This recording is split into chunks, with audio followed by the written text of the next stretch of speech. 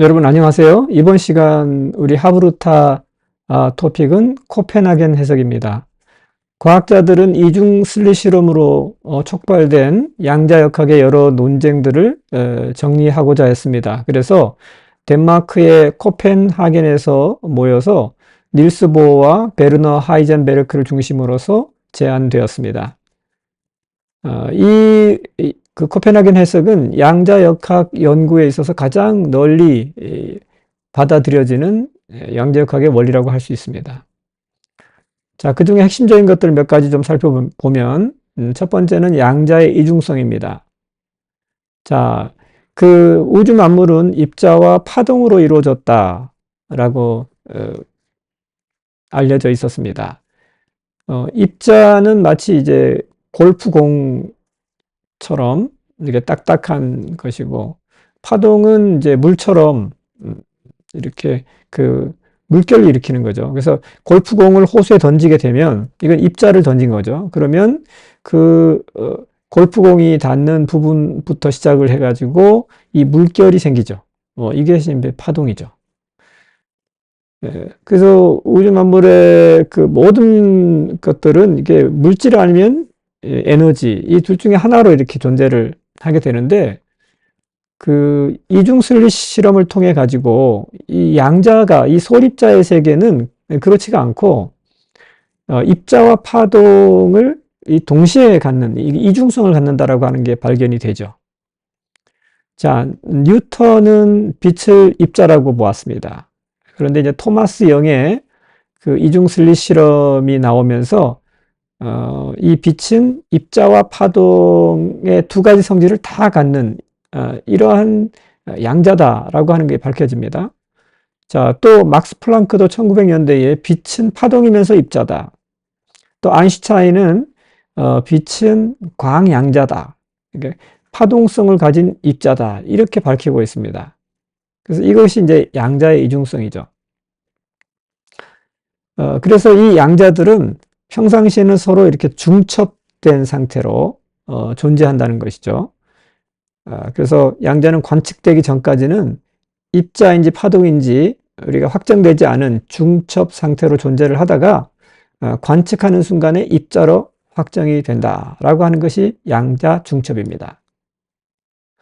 자, 이러한 그 양자역학의 원리들을 가지고 우리가 이 영적인 세계에 하나님의 이 계시에 이것을 적용을 해 본다면 그 예수님의 신성과 인성을 좀 우리가 이해할 수 있습니다.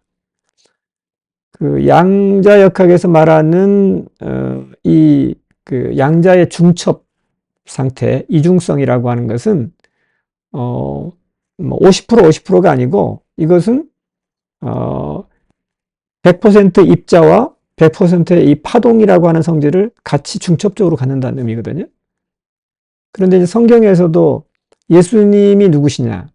예수님은 하나님의 아들이시면서 사람이었죠. 이것을 예수님의 신성과 인성이라고 부르는데, 이건 50%가 이렇게 이 50% 이렇게 혼합된 것이 아니고, 예수님은 100% 하나님의 아들의 신성을 가지고 계시면서 또한 100% 사람의 인성을 가지고 있는 사람이셨죠. 그래서 이것을 사실은 과거의 패러다임, 이런 뉴턴 역학의 세계관 하에서는 이걸 설명할 수 없었어요. 그냥 믿음으로 우리가 받아들였죠.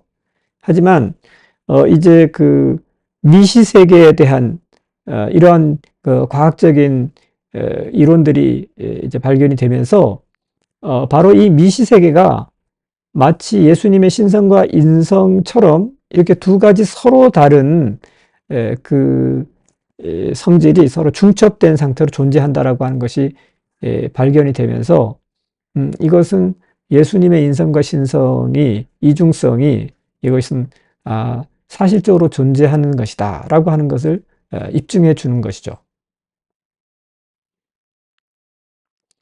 또 이 창세기에 보면은 하나님이 천지를 창조하시기 전의 상태가 땅이 혼돈하고 공허하고 흑암이 깊음 위에 있고 하나님의 영은 수면 위에 운행하시니라. 이 하나님이 창조하기 전 상태의 이 우주의 모습이 뭐냐면 바로 이 양자의 모습이에요. 아직 어떤 형태를 가지고 있지 않은 가능성의 상태로 있었다는 거죠. 혼돈과 공허와 흑암, 이것은 정확히 양자의 상태를 설명하는 말이거든요. 그래서 이 우주는 입자와 파동의 중첩 상태로 있다가 이제 하나님의 말씀이 개입을 하니까 이것이 구체적인 입자로 그 모양을 확정했다. 이것이 바로 그 하나님의 창조죠. 이 하나님의 창조를 이와 같이 그 현대 물리학 이론을 가지고 우리가 이게 설명할 수 있는 것입니다. 자, 두 번째, 이 양자역학의 그 중요한 이론이 무엇이냐면 불확정성입니다. 뉴턴 역학의 세계에서는 우리가 이 거시 세계는 예측이 가능해요. 그래서 뉴턴의 운동 방정식 아주 유명하죠. F는 ma, 힘은 질량 곱하기 가속도. 그래서 우리가 이 뉴턴 방정식에 의하면은 앞으로 일어날 일들을 이제 예측이 가능을 한데, 근데 이 미시 세계는 거시 세계하고 다르다는 거죠. 이 미시 세계에서는 이 위치와 운동량을 동시에 측량할 수가 없다, 측정할 수가 없다, 라고 하는 것이 이 양자의 특성입니다. 그래서 이것을 불확정성의 원리다. 우리가 이렇게 부르죠. 자, 이런 이론을 가지고 우리가 이 성경에 또 이 신학에서 어떤 이론들을 설명을 할 수 있냐면 이제 예정론과 자유론입니다. 이것은 아직까지 또 뭐 명확하게 해결이 없는 신학적인 논쟁이죠. 예정론이 맞는가 아니면 자유의지론이 맞는가. 하나님은 우리의 앞일을 다 예정을 해 놓으셨는가, 아니면 우리의 미래는 자유의지에 의해서 우리가 선택할 수 있는 것인가. 이거는 아직까지도 논쟁의 여지가 많습니다. 그런데 이제 뉴턴 역학의 세계관에 의하면은 이제 예측이 가능하다고 했죠. 이 결정론입니다. 하나님께서 이미 사람들이라든가 또 우주 만물의 이 운명을 결정을 해 놓으셨다라고 하는 이제 결정론, 이게 이제 예정론이죠.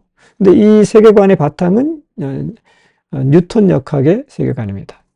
근데 이제 성경에 보면은 인간의 자유의지의 가능성에 대해서도 또 많은 부분에서 언급을 하고 있거든요. 그래서 이 자유의지론이라고 하는 것은 비결정론이에요. 하나님이 통치하시기는 하시지만 우리가 앞으로 일어날 미래에 대해서는 우리가 자유의지를 가지고 결정할 수 있다, 선택할 수 있다. 이것이 이제 자유의지론인데, 이 양자역학의 세계관이 바로 비결정론입니다. 그러니까 이제 자유의지론을 이렇게 지지하는 이론이라고 볼 수가 있죠. 자, 그럼 이것을 어떻게 우리가 조화할 수 있을까? 이 거시적인 역사는 결정이 됐어요. 이미. 창조라, 구속, 심판, 회복, 이것은 이미 성경에 예언되어 있고 결정되어 있고 우리가 이 흐름대로 따라가는 것입니다. 이거 우리가 바꿀 수 있는 게 아니에요. 그런데 미시적인 역사, 개인의 삶, 이건 미시적이죠. 거대한 거시적인 역사에 비해서 개인은 마치 양자와 같죠. 그래서 이 개인의 개인적인 인생에 있어서는 아직은 이것은 미결정적이다. 그래서 개인적인 자유의지와 선택에 의해서 얼마든지 바뀔 수 있다. 자, 이렇게 보는 것입니다. 그래서 이 거시세계와 미시세계는 서로 다른 서로 다른 이론들을 가지고 좀 상반되는 것 같지만 이게 동시에 지금 존재를 하잖아요. 마찬가지로 이 예정론과 이 자유의지의 문제는 이것은 어느 쪽 한쪽만 취해야 되는 것이 아니고 이것은 동시에 이중성으로 중첩되어 존재한다. 이렇게 우리가 볼 수가 있는 것이죠. 자, 세 번째는 이제 관찰자 효과입니다. 우리 이중슬릿 실험에서 관찰하기 전까지는 이런 그 전자나 빛이 그 파동으로 이렇게 나타났다고 했죠. 그런데 관측을 하니까 이것이 입자로 나타났다. 이렇게 이제 우리가 봤는데, 이 양자라고 하는 건 관측되기 전까지는, 예, 확률적으로 존재 가능한 모든 위치에 동시에 존재를 합니다. 그런데 관측되는 순간에 하나의 위치로 결정이 되죠.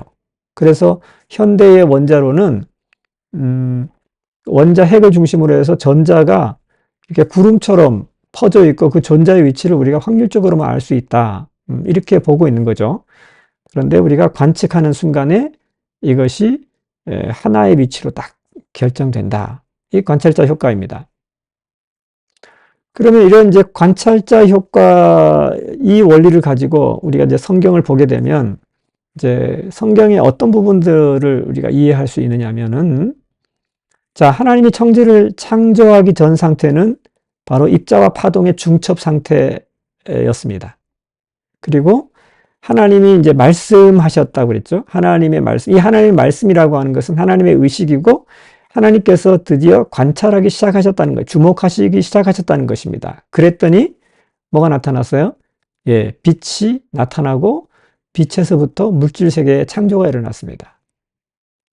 그 창세기 1장에 보면은 땅이 혼돈하고 공허하며 흑암이 깊음 위에 있고 하나님의 영은 수면 위에 운행하시느라 하나님이 이르시되 빛이 있으라 하시니 빛이 있었고. 네, 이와 같이 이 창조의 과정을 이렇게 보면 바로 이 창조의 과정이 이 양자역학의 관찰자 효과를 나타낸다. 이렇게 우리가 해석할 수가 있겠죠? 네. 자, 오늘은 여기까지 하고 우리 또 다음 시간에 계속해서 나누도록 하겠습니다.